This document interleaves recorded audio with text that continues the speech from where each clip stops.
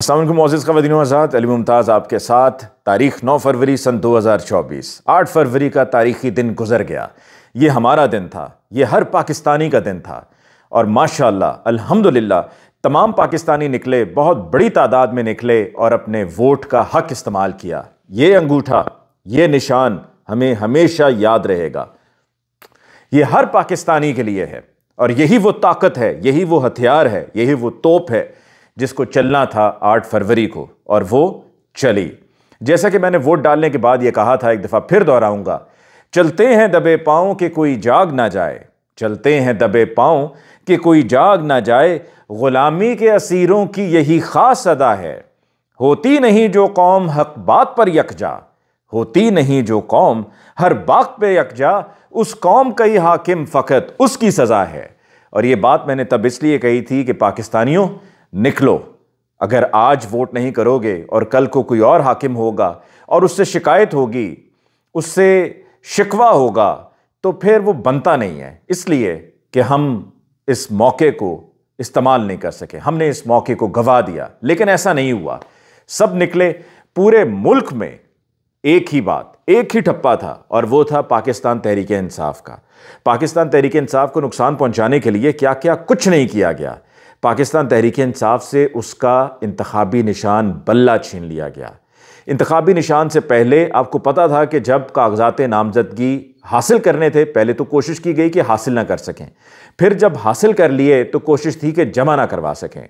मतलब बेशर्मों ने, जो आप सब ने देखे वीडियोस के ज़रिए, लोगों से, ख़वातीन से उन नॉमिनेशन पेपर्स को छीना। फिर उसके बाद जब वो जमा करवा दिए गए तो फिर एक्सेप्ट नहीं हुए, मुस्तरद कर दिए गए, और ऐसी ऐसी मामूली वजूहात और ऐसी बेबुनियाद किस्म की वजूहात निकाली कि जिनका ना सर था ना पैर था।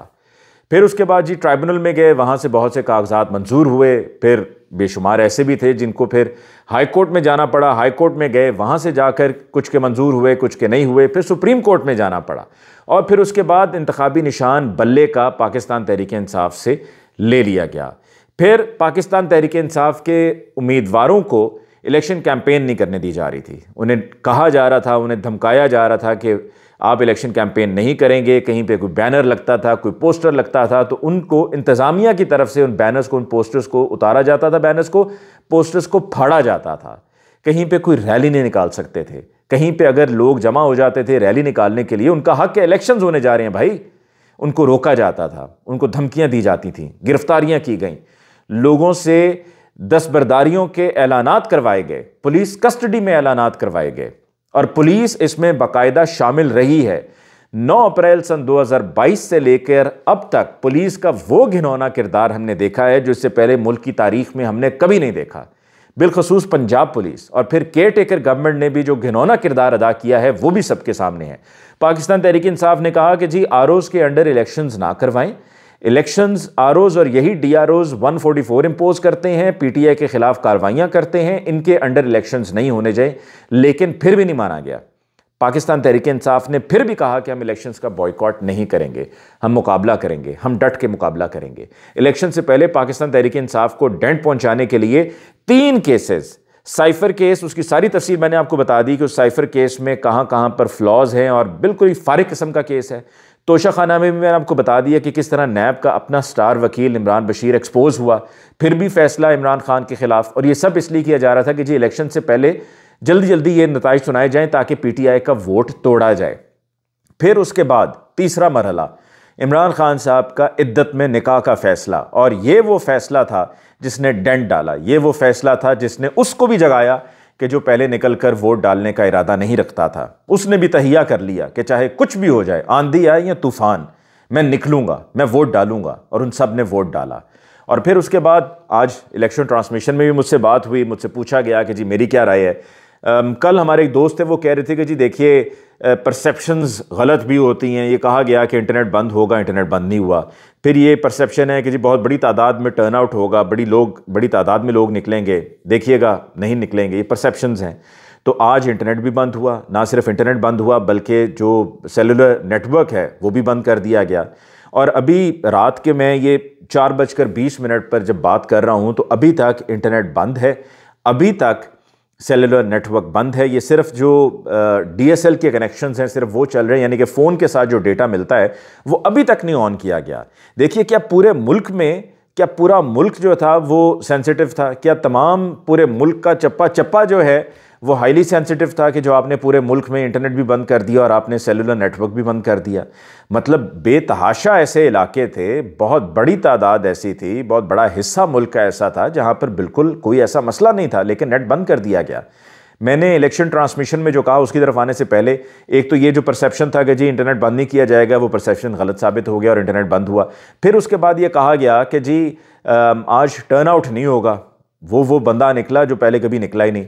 मेरे अपने हलके में, मेरा अपना जो गांव है धौंकल गांव, वजीराबाद शहर, हलका NA 66 और प्रोविंशियल सीट बनती है PP 35, वहां पर से जो नतीजा निकला है वो इससे पहले कभी नतीजा निकला ही नहीं। उस नतीजे की तरफ आने से पहले इलेक्शन ट्रांसमिशन में मैं जब जाकर बैठा तो मुझसे मैंने यही बात शुरू कर दी कि जी नेट बंद है, नेट क्यों बंद है, नहीं होना चाहिए। उन्होंने कहा जी नेट के बंद होने से क्या होता है? मैंने कहा जी नेट के बंद होने से होता ही है कि सबसे ज़्यादा PTI को टर्नआउट की ज़रूरत थी, फ़ोन बंद है, लोगों को मोबिलाइज करना था, इससे कई गुना ज़्यादा टर्नआउट होना था, आपस में लोगों ने एक दूसरे से राब्ते करने थे, कम्युनिकेट करना था।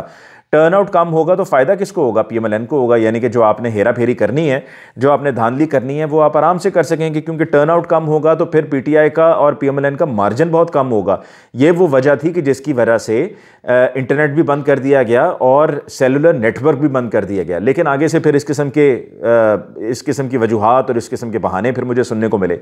फिर इसी तरह से आप ये देखिए कि ये पाकिस्तान तहरीक इंसाफ की अंडर 16 टीम थी, ये पाकिस्तान तहरीक इंसाफ की वो टीम नहीं थी। लीडर जेल में बंद है, ना जलसे हैं, ना रैलीज हैं, ना कॉर्नर मीटिंग्स करने दी जा रही हैं। आपने जरताज गुल का ही देखा कि वहाँ पर डेरा गाजी खान में उनके साथ क्या हुआ था इलेक्शन से पहले, कि पुलिस उनको रैली नहीं निकालने दे रही थी और इलेक्शन मुहिम उस दिन ख़त्म होनी है और पुलिस घेरा करके, खातून का घेरा करके बैठी हुई है, खड़ी हुई है कि जी इनको हमने रैली नहीं निकालने देनी। लेकिन आज लोगों ने जवाब दे दिया, आज वोट की जीत हुई, आज पाकिस्तान की जीत हुई, आज पाकिस्तानियों की जीत हुई।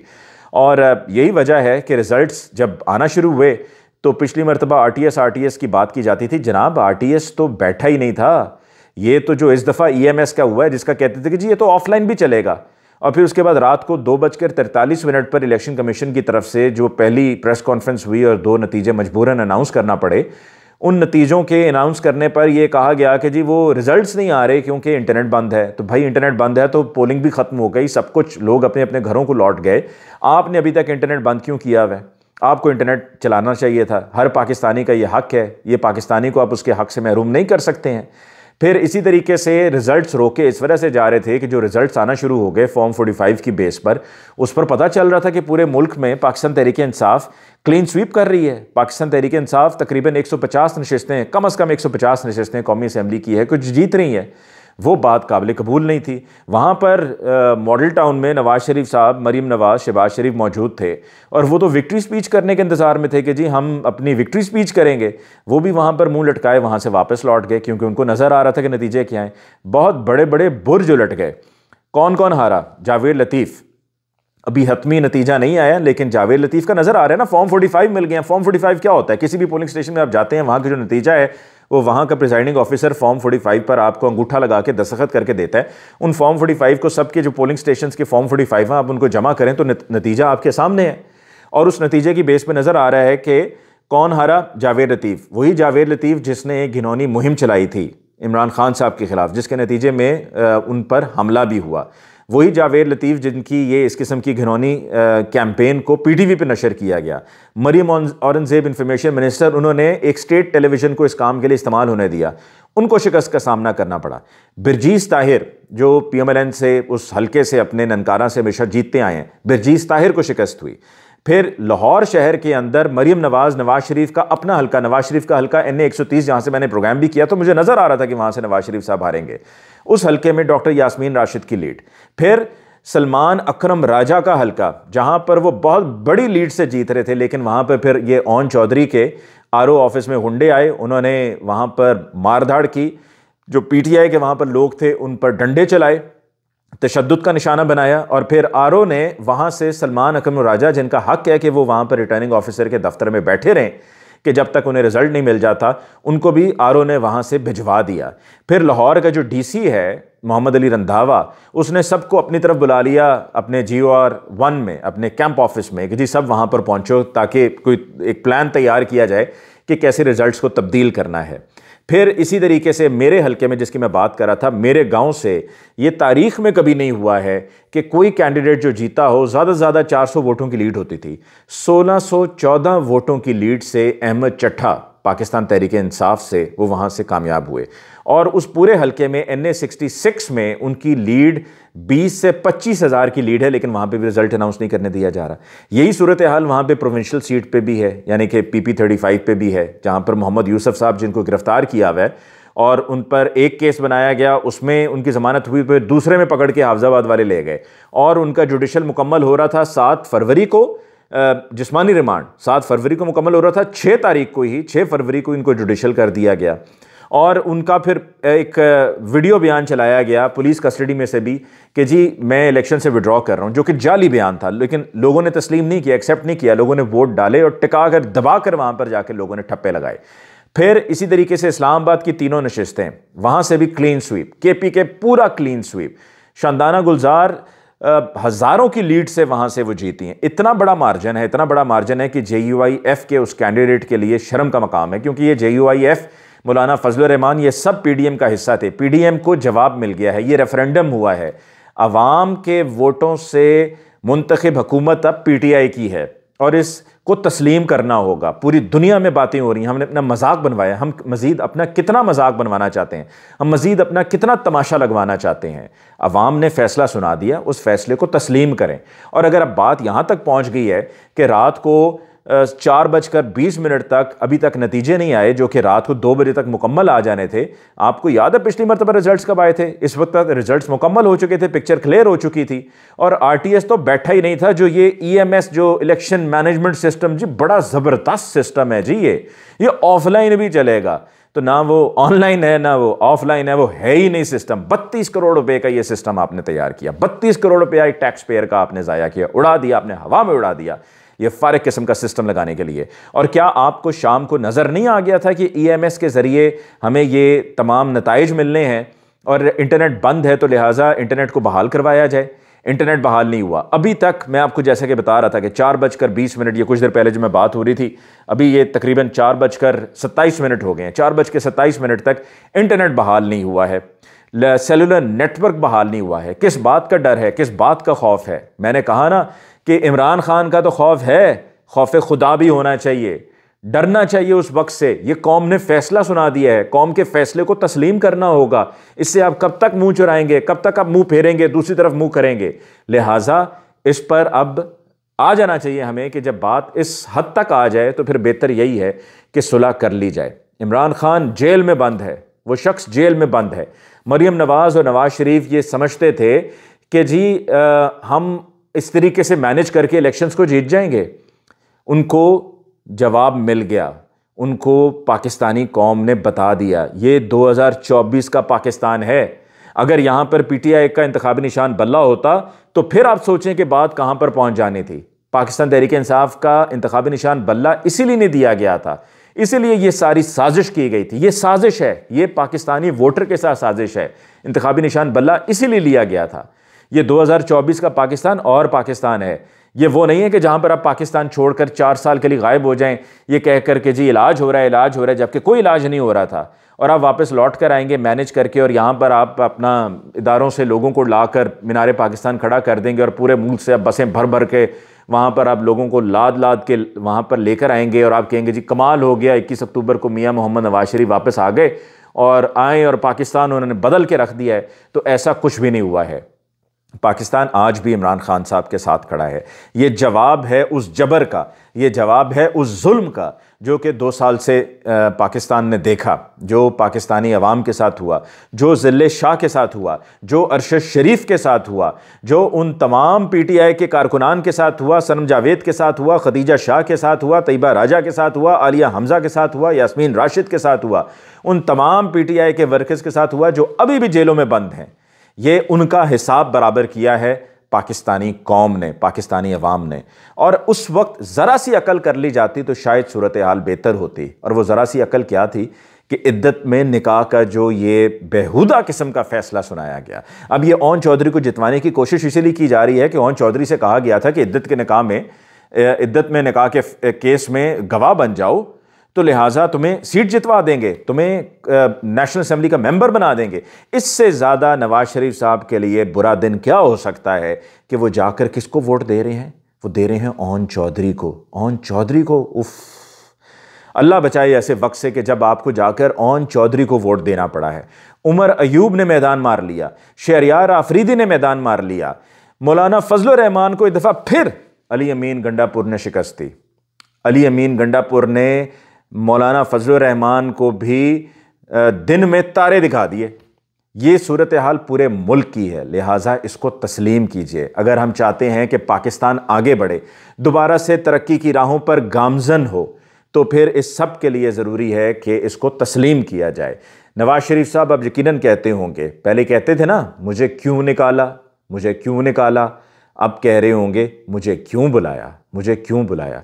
चेहरे बता रहे हैं। ये 4:31 तक मैं आपसे बात कर रहा हूँ, ये सुबह के 4:31 हो गए हैं, अभी तक नवाज शरीफ साहब, शहबाज शरीफ साहब, मरियम औरंगजेब जो हर वक्त जो है वो प्रेस कॉन्फ्रेंस और कहती ना, याद ना आपको, 2,000 रुपये हमने दिए हैं, तो अभी तक, और मरियम नवाज की कोई ट्वीट क्यों नहीं आई? कहाँ खामोश बैठे हैं, कहाँ खामोश बैठे हैं? सांप सूंघ गया ना, मातम चल रहा है ना। और हाँ, कैसे भूल सकता हूं मैं गुजरांवाला, खुर्रम दस्तगीर। वहां पर एक ऐसे आदमी ने खुर्रम दस्तगीर से अब तक बरतरी हासिल की हुई है और जीत रहा है। मैं गुजरांवाला भी हल्के में जाकर सर्वे भी करके आया था और मैंने तब भी आपको बताया था कि वहां का सर्वे क्या कहता है। एक ऐसा शख्स मुबीन आरिफ, जिसको टिकट कैसे मिली? टिकट इस तरह मिली कि पाकिस्तान तहरीक इंसाफ के पास वहां पर कोई कैंडिडेट नहीं था, क्योंकि जो कैंडिडेट्स थे उनको तो पकड़ दकड़ के इधर उधर गायब कर दिया, जेलों में बंद कर दिया। कैंडिडेट कोई नहीं था, दस्तबरदारियों के ऐलानात करवा दिए, प्रेस कॉन्फ्रेंसेस करवा दी, ठीक है, तो कैंडिडेट कोई नहीं था। तो फिर आखिर में मुबीन आरिफ साहब सामने आए, उन्होंने कहा जी मुझे टिकट दे दें, और पीटीआई ने कहा जी ठीक है हम आपको टिकट देते हैं। ये मुबीन आरिफ तो अपनी कभी यूनियन काउंसिल नहीं जीते हुए। मुबीन आरिफ, खुर्रम दस्तगीर जो बहुत मतलब वजीर भी बने फिरते थे और यहाँ के बड़े तुरम खान हैं गुजरांवाला शहर के, उनको जवाब मिल गया अवाम का और वहाँ पर जीत मुबीन आरिफ की है। अगर वो रिजल्ट का आप तब्दील कर लें तो कर लें, पाकिस्तानी कौम ने नहीं मानना, दुनिया ने नहीं मानना, सब जाग चुके हुए हैं, सबको नज़र आ रहा है, सबको शऊर है, और हम अक्ल समझ बूझ रखते हैं, हम कोई डंगर नहीं हैं, हम कोई भेड़ बकरियां नहीं हैं। और इसी तरह से मैं सियालकोट भी गया था और मैंने वहाँ की भी जो सिचुएशन थी वो भी मैंने आपको बता दी। रेहाना इम्तियाज़ डार ने एक भारी मार्जिन से ख्वाजा आसिफ साहब को शिकस्त दी है। ख्वाजा आसिफ साहब, कोई शर्म होती है, कोई हया होती है? आपने कहा था हमारा मुल्क वेंटिलेटर पे है, आपने क्या कुछ नहीं किया है उस्मान डार के साथ, उमर डार के साथ। उमर डार अभी भी जेल में बंद है, उस्मान डार के साथ क्या कुछ नहीं हुआ है? देख लिया आपने जवाब, मिल गया आपको जवाब। और इसी तरीके से अभी भी पुलिस कार्रवाइयों से बाज नहीं आ रही है। आरोज के पास जाने नहीं दिया जा रहा है, पीटीआई के कैंडिडेट्स को बाहर भेज दिया गया है, बाहर निकाल दिया गया है, पुलिस इसमें बराबर की शरीक है। और NA-70 जो सियालकोट शहर के साथ वाला हल्का है ना, वहाँ से भी जो पीटीआई के कैंडिडेट कामयाब करार पाए हैं, उनका नाम भी हामिद रज़ा है। एक फैसलाबाद वाले हामिद रज़ा हैं, ये भी हामिद रज़ा हैं। उनको पुलिस ने गिरफ्तार कर लिया RO ऑफिस से। और साहबजादा हामिद रज़ा वहाँ पर राजा रियाज जो बड़े अपोजिशन लीडर बने फिरते थे और बड़े शौक से वहाँ पर 16 माह बैठे रहे, और फिर PMLN ने उनको टिकट दे दी। और PMLN ने भी बड़ी बड़ी गलतियाँ की हैं, आपके अपने वहाँ पर राना एहसान अफजल थे, आपने उनको टिकट नहीं दिया, आपने इनको टिकट दे दी, तो फिर रिजल्ट तो ये निकलना था। साहबजादा हामिद रज़ा ने राजा रियाज के बेटे को पछाड़ दिया है। साहबजादा हामिद रज़ा ने राजा रियाज के बेटे को पछाड़ दिया है। और इसी तरह शौकत बसरा, खूब मुकाबला किया है शौकत बसरा ने, वाह कमाल कर दिया। शौकत बसरा की भी 25,000 की लीड है, 25,000 वोटों की लीड है एजाजुल हक पर। एजाजुल हक जो पहले खान साहब के दाएं बाएं घूमते थे, ठीक है ना, वो कभी इधर कभी उधर रंग बदलते रहते थे, तो वहाँ पर शौकत बसरा ने उनको 25,000 की लीड है उनकी वहाँ पर। और वहाँ पर भी रिजल्ट अनाउंस नहीं किया जा रहा कि जी किसी तरीके से एजाजुल हक को जितवा दिया जाए। वहाँ का भी रिज़ल्ट मैंने आपको बता दिया कि क्या सूरत हाल है। मैंने आपको वज़ीराबाद का बता दिया कि वहाँ पर अहमद चट्ठा तकरीबन कोई 25,000, 20 से 25,000 की लीड है वहाँ पर भी रिज़ल्ट नहीं दिया जा रहा है। आपने सियालकोट भी सुन लिया, आपने ये वाला हल्का भी सुन लिया। और हाँ, जरताज गुल ने भी किसी को करीब नहीं लगने दिया। जरताज गुल की भी वहाँ पर एक अच्छी खासी लीड चल रही है, लेकिन रिजल्ट्स अनाउंस नहीं किए जा रहे। ये बदमाशियाँ खुदारा बंद करें, बहुत हो गया। पाकिस्तान का सोचें, पाकिस्तान के मुस्तकबिल का सोचें, पाकिस्तान की आवाम का सोचें। पाकिस्तानी आवाम ने अपने बैलेट के ज़रिए, ठप्पे के ज़रिए फ़ैसला सुना दिया, इसको खुदारा तस्लीम कीजिए और पाकिस्तान को आगे लेकर बढ़िए। और मैंने जैसा कि पहले कहा, कभी भी देर नहीं हुई है, सुलह कर लें, क्योंकि वो शख्स, उसका इरादा पुख्ता है, वो ना झुका ना वो बिका, वो डट कर खड़ा रहा। उसने कहा मैं किसी से नहीं डरता, सिर्फ रब से डरता हूँ, अपने सिर्फ रब से डरता हूँ। उन्होंने कहा मैं अपने खून के आखिरी कतरे तक यहाँ पर रहूँगा और मुकाबला करूँगा। और क्या मुकाबला किया, वाह कमाल कर दिया खान साहब, कमाल कर दिया। मुझे अली मुमताज़ को इस वीलॉग से दीजिए इजाज़त। अल्लाह निगहबान।